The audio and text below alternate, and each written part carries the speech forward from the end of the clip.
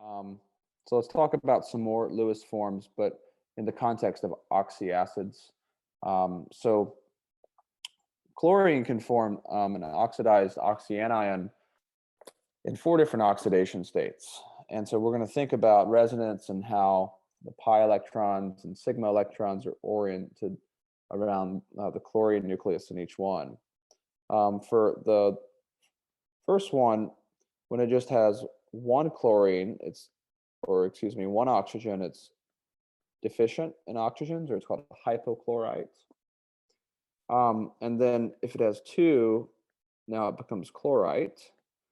The parent compound ClO3 is chlorate. And then with 4 oxygens bound, it's called perchlorate.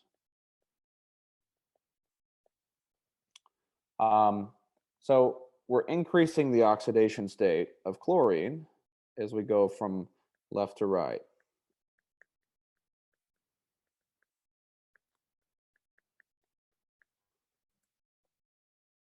So if you draw a Lewis structure, in the first one, there's a single bond between chlorine and oxygen. And there are 3 lone pairs on each to give each an octet. That would place a negative formal charge on the oxygen. And you can prove that from the formal charge calculation. In chlorite, now there are 2 oxygens bound.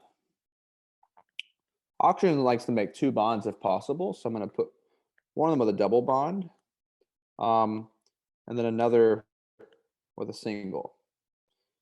The singly bound oxygen would have 3 lone pairs.